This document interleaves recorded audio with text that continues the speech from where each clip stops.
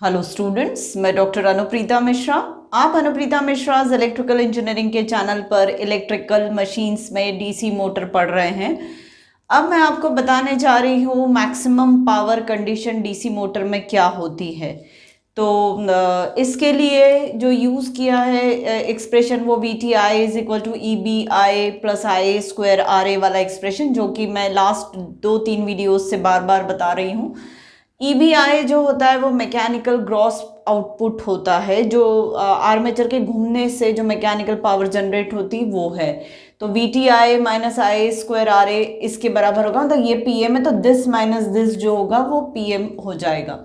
अब condition of maximum PM कैसे evaluate होती है, तो ये जो पीएम की मैक्सिमम कंडीशन इवैल्यूएट हो सकती है variable value of the Ra पर ही, क्योंकि आरए कांस्टेंट है, वीटी कांस्टेंट है, वीटी भी नहीं हम बदल रहे, बदलते क्या है हम आरए ही बदलते हैं। तो naturally condition of maximum efficiency में मैक्सिमम मिनिमम मैथ्स वाला कॉन्सेप्ट लगा रही हूँ मैं। ये पूरा मैथ्स वाले कॉन्सेप्ट को मैंने थोड़ा बहुत आप लोग को एक्सप्लेन किया था ट्रांसफार्मर में भी, जब मैक्सिमम एफिशिएंसी की कंडीशन इवैल्यूएट कर रहे थे, और साथ में मैंने डीसी जनरेटर में भी आपको ये बताया था मैथ्स का कॉन्सेप्ट।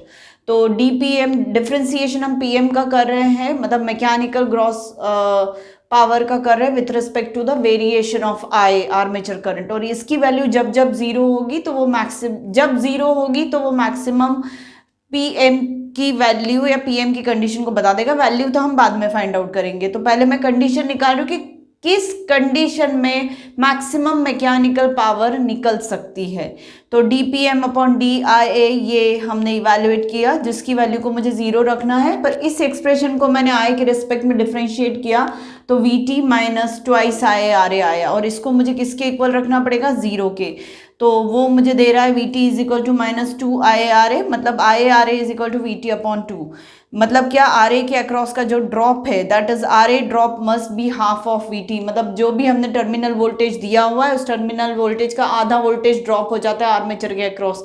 और प्रैक्टिकली ये फिजिबल नहीं है, क्योंकि रेजिस्टेंस बहुत ज़्यादा होगा तो आई स्क्वायर आर ए ड्रॉप बहुत ज़्यादा हो जाएगा आर्मेचर में, और साथ में करंट की वैल्यू भी बहुत ज़्यादा होगी अगर आर्मेचर के अक्रॉस का जो ड्रॉप है वो वी टी के हाफ के बराबर हुआ तो मतलब ई बी की वैल्यू छोटी हो जाएगी। आप इसको ऐसे समझ सकते हैं कि V T is equal to E B plus I A R A होता है, ये हमें मालूम है। और अगर मैं कहूँ कि वी टी की वैल्यू जो है उसका half I A R A होता है, तो ये ई बी की वैल्यू जो मुझे देगा वो भी मुझे वी टी बाई टू देगा। मतलब आर्मेचर वाइंडिंग के अक्रॉस जो वोल्टेज है वो ई बी है, और टर्मिनल पर जो वोल्टेज है वो वी टी है, और इन दोनों के बीच का difference we T by two होने की वजह से बहुत लार्ज करंट आर्मेचर में फ्लो हो जाएगा। इस लार्ज करंट की वजह से नेचुरली ड्रॉप भी लार्ज हो ही रहा है, और उसकी वजह से आई स्क्वायर आर ए ड्रॉप भी बहुत ज़्यादा होगा, और उसके बियॉन्ड बाद में आर्मेचर घूमने की वजह से और रोटेशनल लॉसेस होंगे। तो लॉसेस कितने ज़्यादा हो रहे हैं, मतलब इफ़िशियंसी यहाँ पर 50% से भी कम हो जाएगी, इसलिए ये हालात प्रैक्टिकली पॉसिबल नहीं है। तो जस्ट हमने इसको इवैल्यूएट करके देखा कि क्या ऐसा हो सकता है, तो आंसर इज नो। ये मैक्सिमम मैकेनिकल पावर की कंडीशन हम नहीं लगा सकते। तो कारण क्या है, हाई करंट फ्लो हो जाता है, ये बहुत हाई होगा ये करंट, और साथ में आई स्क्वायर आर ए लॉसेस भी बहुत ज़्यादा होंगे, और इसके बियॉन्ड रोटेशनल लॉसेस प्लस होकर ही होंगे, वो तो कोई कम नहीं होंगे।